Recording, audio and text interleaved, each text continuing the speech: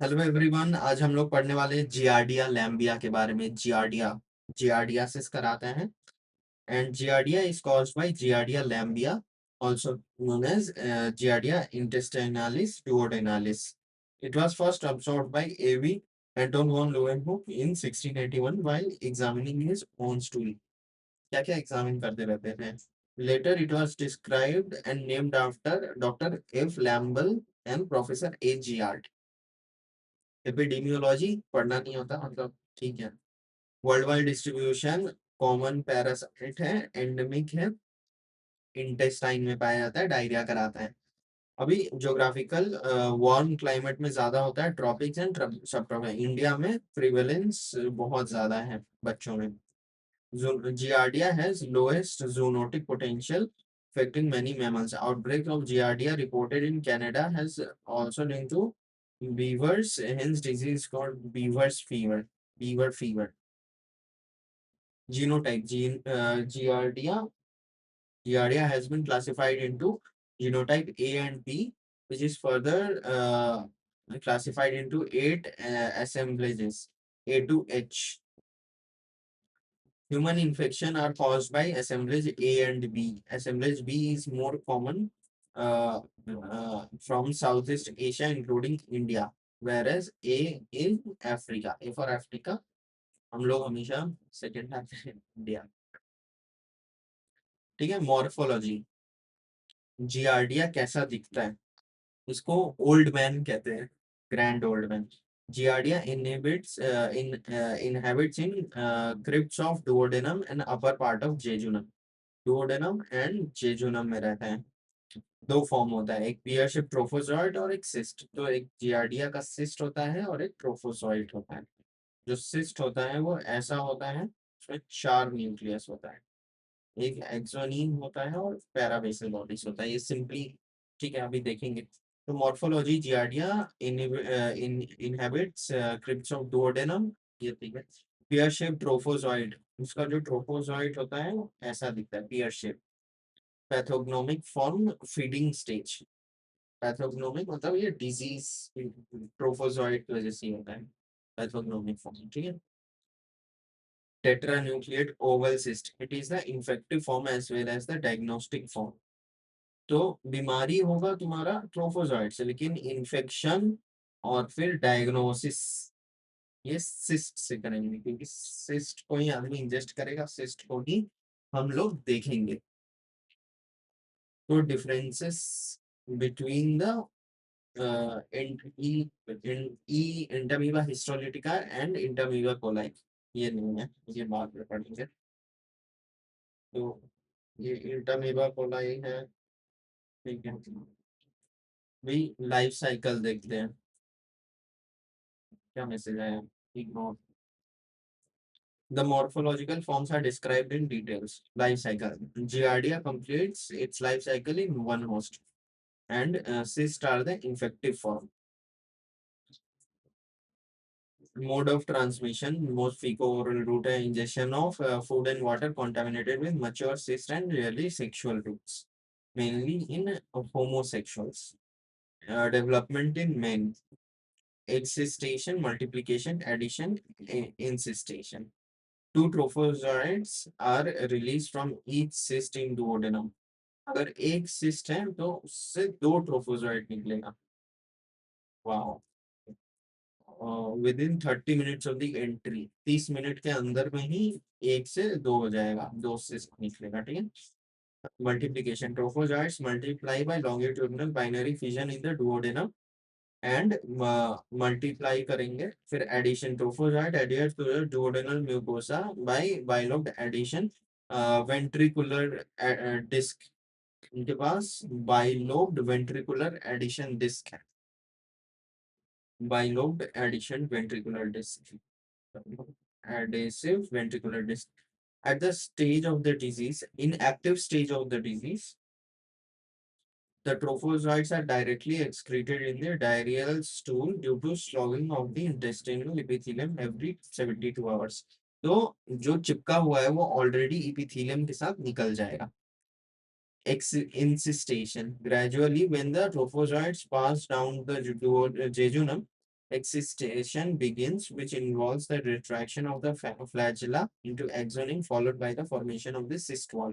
तो ये इंसिस्ट हो जाता है। सिस्ट खुद को जो ट्रोफोजॉइड पेयर शेप का है, वो उसमें तीन ऐसे फ्लैजिला होता है, तीन पेयर। तो वो अगर अंदर में चला जाए तो फिर उससे एक्सोनीम बन जाता है। Incystation, when passed through the jejunum, incystation begins, which involves retraction of the flagella into axoneme, followed by the formation of the cyst wall. ठीक है? On maturation, nuclei divide to become four. The cyst excreted in feces can survive in the environment and infective to man. ठीक है, तो ये एक आदमी में सारा कुछ लाइफ साइकिल, वन पर्सन में ही सारा कुछ, सारा फॉर्म, सिस्ट एंड ट्रोफोजॉइट दोनों फॉर्म में। ये पैथोजेनेसिटी बहुत कम होता है, 10 से 25 cyst can initiate the infection. Risk factor: children more commonly affected. High risk are elderly, debilitated persons, poor hygiene, and ICP, immunodeficient या immunocompromised individuals. तो लाइफ साइकिल क्या होता है? मान लीजिए किसी ने सिस्ट पास किया फीसिस में, और किसी ने वो खा लिया, कुचका से खा लिया, तो भी वो एक्सिस्टेशन होगा डुओडेनम में, ट्रोफोजाइट्स रिलीज होगा, ट्रोफोजाइट्स लॉन्गिट्यूडनल बाइनरी फिजन करेंगे, फिर वो अडहेयर करेंगे म्यूकोसा में। जब वो फिर ट्रोफोजाइट्स इसमें रिलीज होंगे ल्यूमेन में, फिर वो जेजुनम में जाएंगे, फिर इंसिस्टेशन होगा, फिर सिस्ट बनाएंगे। तो काफी सिंपल लाइफ साइकिल है जियार्डिया लैम्बिया का। However, it does not appear to be associated with HIV/AIDS. जितना भी हम लोग देखते हैं कि बहुत सारा जैसे टॉक्सोप्लाज्मा, सीएमवी, ये सब आईसीपी में ज्यादा देखने को मिलता है, इम्यूनो कॉम्प्रोमाइज्ड पर्सन में। बट ये डिबिलिटेटेड पर्सन में तो होता है, but not in HIV/AIDS specifically. अभी pathogenic form, trophozoites are the pathogenic form. They adhere to the duodenal mucosa, cause disruption of the intestinal epithelium that lead to increased permeability and malabsorption. Trophozoites do not invade the mucosa but feed on the mucus secretions. ये non-invasive है, ये important है। Do not invade the mucosa, feed on the mucus secretions. भी malabsorption कराएंगे। malabsorption में भी स्टेटोरियम का fat malabsorption, इससे क्या होगा? Foul smelling, frothy diarrhoea. ये क्लासिक है। अगर कोई भी क्वेश्चन आपको जियार्डिया की तरह हिंट करना चाहेगा तो बोलेगा फाउल स्मेलिंग कोपियस डायरिया। डाइसैकेराइडिस, ये एक्वायर्ड डाइसैकेराइडिस, डाइसैकेराइडिस डिफिशियंसी होता है, तो इसमें दूध दही नहीं देने का, leading to lactose intolerance. malabsorption of vitamin A, B12 and iron, protein using enteropathy.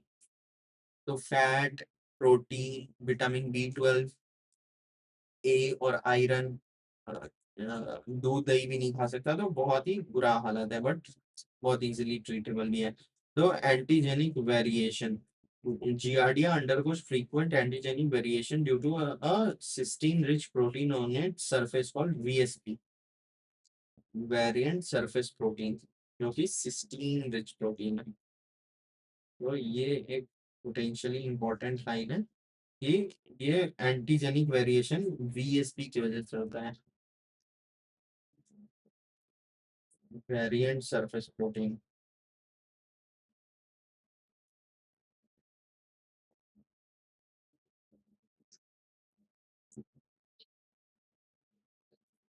This helps the parasite to evade host immune system, which leads to persistence of infection, resulting in chronic and recurrent illness.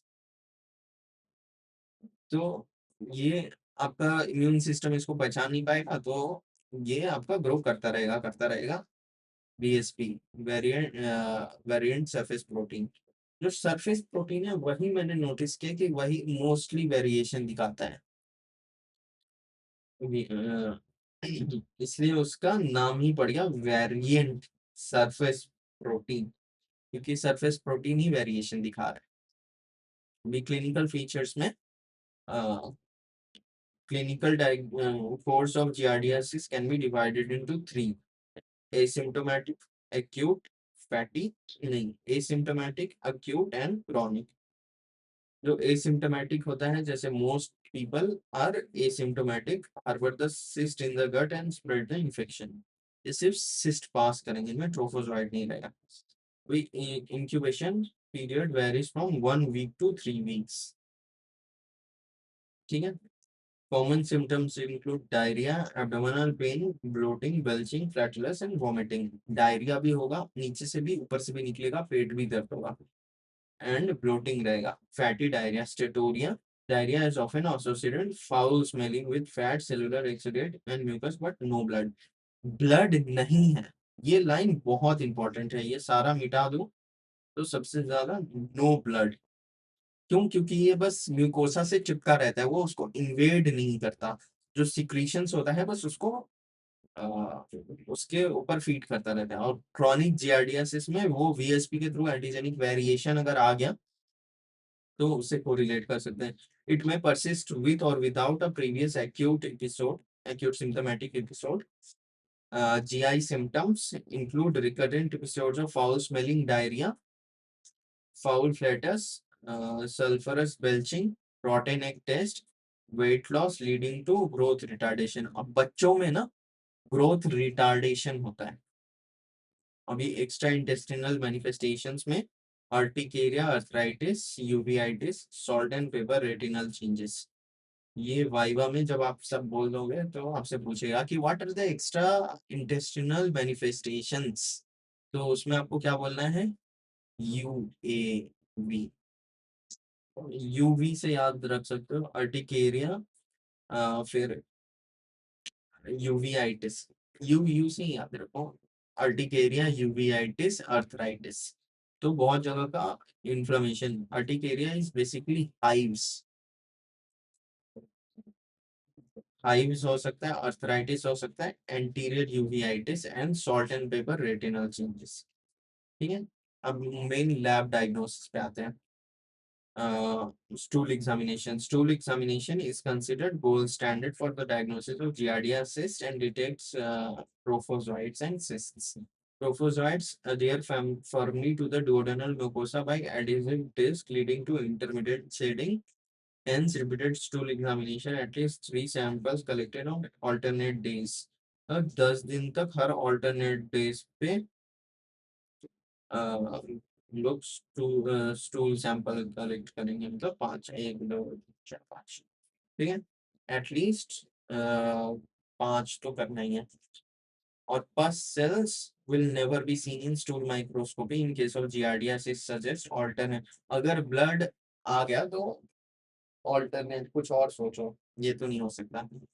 Sensitivity varies from 60 to 80% with one stool more than 90। एक में 80 है, 3 कर दोगे तो 90 हो जाएगा। वो काफी सेंसिटिव है। Concentration techniques like zinc sulphate flotation होता है और एक सेडिमेंटेशन होता है। तो 2 टेक्निक होता है कॉन्सेंट्रेशन का, एक फ्लोटेशन, एक सेडिमेंटेशन। डोडेनल सैंपलिंग, इफ स्टूल में अगर नेगेटिव आ रहा है तो फिर डायरेक्ट डोडेनल सैंपल एस्पिरेट्स या बायोप्सी कर सकते हैं एंडोस्कोपी के through. Duodenal biopsy. Permanent stain such as trichrome strain used to demonstrate cyst and trophozoite in stool। Trichrome strain. ठीक है। अभी जो ट्रोफोजॉइट है, ये खतरनाक सा ग्रैंड ओल्ड अंकल की तरह नहीं दिख रही है, तो इसको grand old man of intestine ऐसा कुछ बोलते हैं। तो देखिए, ये डायग्राम बनाना बहुत इंपॉर्टेंट है। ये ट्रोफोजॉइट का, ये आगे से कॉन कॉन्वेक्स होता है शायद। पहले देखते हैं। ये ऐसे ऐसे पियर शेप बनाना, फिर 2 आंख जैसा बना देना। ये वो वेंट्रल सकर्स है, सकलिंग डिस्क। फिर उसके बीच में 2 न्यूक्लियस होगा। फिर ये एक्सोनीम होगा जो कि फ्लैजिला है। फ्लैजिला का इंपॉर्टेंस है, ये बेसल बॉडीज है, पैराबेसल बॉडीज। फ्लैजिला 4 पेयर्स में होते हैं, सकलिंग डिस्क 2 होते हैं, न्यूक्लियस 2 होते हैं, सेंट्रल कैरियोसोम जो कैरियोसोम है, राइबोसोम से बनते हैं कैरियोसोम, वो 2 होते हैं। तो न्यूक्लियस उसके अंदर कार कैरियोसोम। ठीक है, सक्लिंग डिस्क,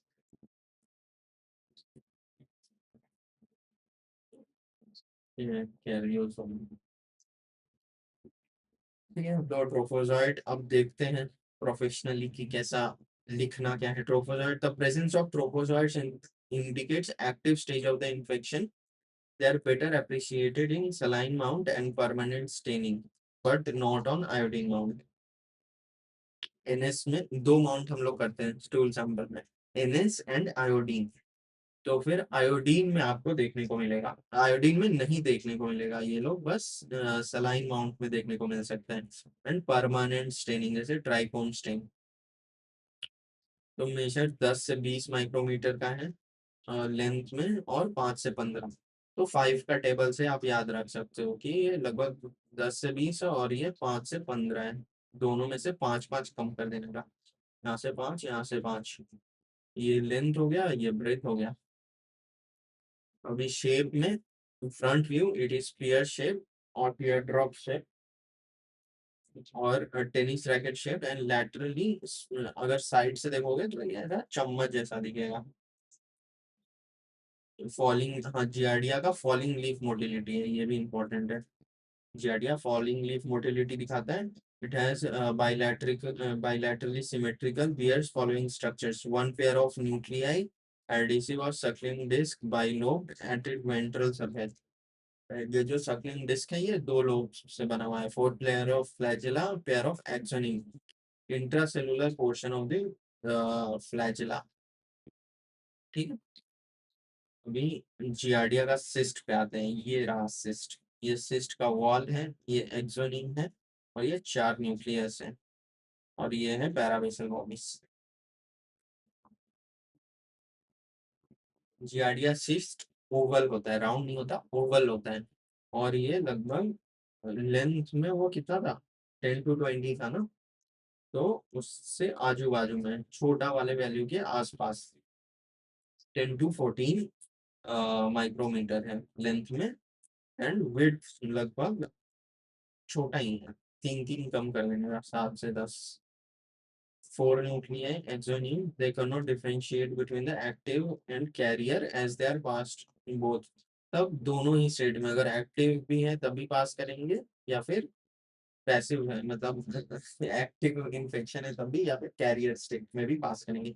अभी इसमें स्ट्रिंग टेस्ट करते हैं जियाडिया के केस में।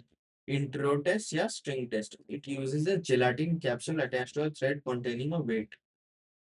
अभी जेलाटिन कैप्सूल है, उसको एक स्ट्रिंग से अटैच करके हम लोग मुंह में डाल देते हैं पेशेंट का।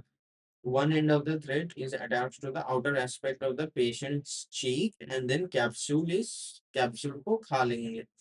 स्ट्रिंग है, उसमें कैप्सूल डालें, कैप्सूल को निगल लिए, और वो स्ट्रिंग तो चिपका ही है। Capsule gets dissolved in stomach, releasing the thread which is carried to the duodenum, gets unfolded, and duodenum sample is taken.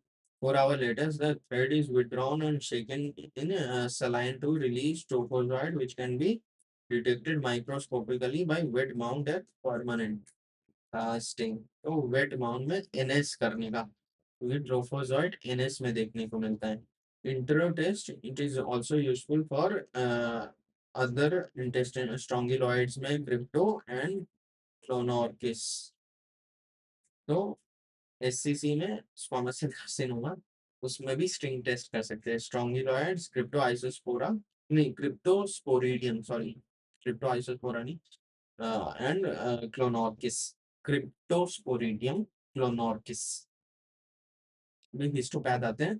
Endoscopic guided duodenal biopsy can be processed by touch preparation and stained with Giemsa to demonstrate ट्रोपोजॉइट।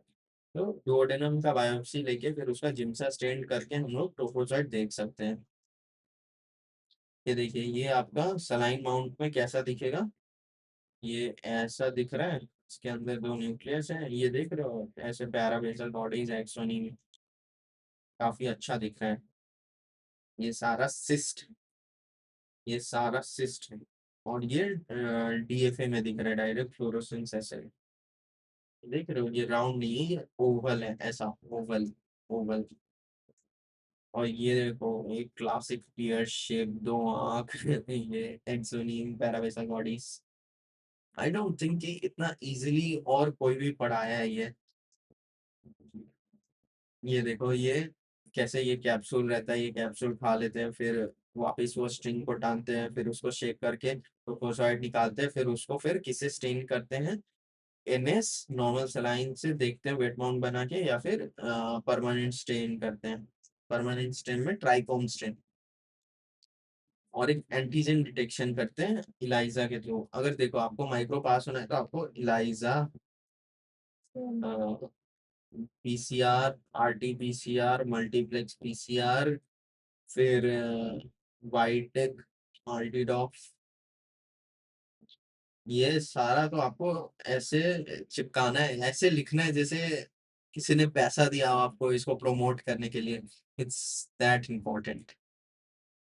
Antigen detection, Cochrane antigen, ELISA, and DFA, direct fluorescent antibody tests, are available using labeled monoclonal antibodies and cis wall protein. और हाँ, क्या था वो, VSP, variable surface protein, वो इसका नहीं, but आपको क्या याद रखना है कि कॉप्रो एंटीजन किसे डिटेक्ट कर सकते हैं, इलाइजा से, and direct fluorescent antibody detection से, Elijah, DFA. Both are highly sensitive, specific. They are very useful in microscopy, negative and outbreak में rapid ICT triage parasite panel, ये important है। यहाँ पे आपको इलाइसा कीवर्ड याद रखना है, DFA याद रखना है, एंड ICT में triage parasite panel, triage parasite panel, तीन तीन पैरासाइट्स को इसमें डिटेक्ट कर सकते हैं।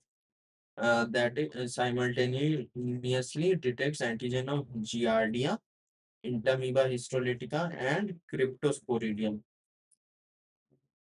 ये बहुत इंपॉर्टेंट है, ट्राइएज पैरासिटिक पैनल।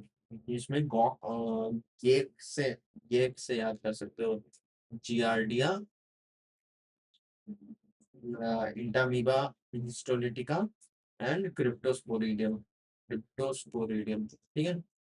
तो एंटीबॉडी डिटेक्शन हो गया, IFA, indirect fluorescence immunoscope, antibody detection, ELISA, microscopy, antigen detection, presence of antibody can not differentiate between. तो IFA उतना इम्पोर्टेंट नहीं है, तो एंटीजन डिटेक्शन ज्यादा हेल्पफुल है rather than antibody detection. Anti antigen के लिए डायरेक्ट फ्लोरोसेंट एंटीबॉडीज यूज करते हैं, तो और इलाइजा यूज करते हैं, एंटीबॉडी के लिए भी IFA यूज करते हैं, ठीक है। Hence serology is only useful in epidemiological purpose for infection। अभी कल्चर किसमें करते हैं, जियार्डिया कैन बी करते, axenic media, polyxenic and axenic media. Axenic मतलब जिसमें कोई भी बैक्टीरिया नहीं होता है, तो axenic media like diamond's media use for entamoeba histolytica. Culture is done for research purposes to prepare the antigen. Molecular, so detection nucleic acid in stool by PCR. PCR करेंगे, and gene probe is highly specific, selective, detects as low as, तो biopharm film array, ये भी important है। It is fully automated commercial PCR from, ये भी commercial, the GI panel used to detect common bacterial, viral and parasitic. तो बायोफायर film array, ये आप, इसमें पैनल आता है GIT का, जो बैक्टीरिया, वायरस, पैरासाइट सब कर सकता है। Molecular typing can detect genotype assemblages found by sequencing several genes such as BG and GDH। Background में गधा है, BG एंड GDH से मॉलिक्यूलर टाइपिंग कर सकते हैं। Glutamate dehydrogenase and beta GRD, गधा, GDH and beta GRDin and glutamate dehydrogenase. अभी radiological findings में फ्लोरोस्कोपी में reveal hyper motility in the duodenum and fluoroscopy से अगर हद से ज्यादा हलचल है तो फिर समझ सकते हो। या एक्सरे आफ्टर बेरियम मील में also non specific mucosal thickening with large dilated lobes of hypotonic bowel. Barium meal में interfere with stool examination, so stool पहले बेरियम मील से पहले लेने। अभी O2 बोल के एक दवाई आता है, वो ले लोगे, खेल खत्म। या सिफरन सिटी कॉमर्शियल नेम से, बट उसमें क्या होता है, सिप्रोफ्लॉक्सासिन एंड टिनिडाजोल, जो एक्सेसिवली हेल्पफुल होता है। तो अगर किसी को भी, अगर आपको आपके जान पहचान में किसी को भी ऐसा डायरिया हो रहा है जिसमें हद से ज्यादा वो बोल तेल जैसा अगर स्टूल हो रहा है, या फिर हद से ज्यादा fatty fatty diarrhoea, acute fatty diarrhoea अगर दिख रहा है, फाउल स्मेलिंग है, तो जियार्डिया हो सकता है। और फिर जियार्डिया हो सकता है, तो आप ट्रीटमेंट सीधा दे सकते हो। तो टिनिडाजोल दे सकते हैं 2 ग्राम। टिनिडाजोल का एडवांटेज है कि ये एक ही चाहिए, लाइक ये वन टाइम वन शॉट है एक तरह से, ये दोगे एक बार, खेल खत्म। तो 2 gram once orally considered drug of choice. Metronidazole दे सकते हो 5 दिन के लिए, 500 mg देंगे। और नीटाजोक्सानाइड दे सकते हैं। पता नहीं ये आजकल मेट्रोनिडाजोल बेस्ट। फ्यूराजोलिडोन भी दे सकते हैं बच्चों में। एंड पारोमोमाइसिन भी दे सकते हैं प्रेगनेंसी। पारोमोमाइसिन प्रेगनेंसी सेफ होता है। And patient with AIDS and hypogammaglobulinemia and giardiasis refractory to treatment, prolonged therapy with metronidazole। भी हमने देखा था कि एड्स वालों को होता नहीं है, और होता है तो जल्दी ठीक नहीं होता, तो हम लोगों को नॉर्मल 5 दिन की जगह हम लोग 21 दिन तक, लगभग 4 गुना ज्यादा मेट्रोनिडाजोल चाहिए। Metronidazole resistance has been reported in giardia.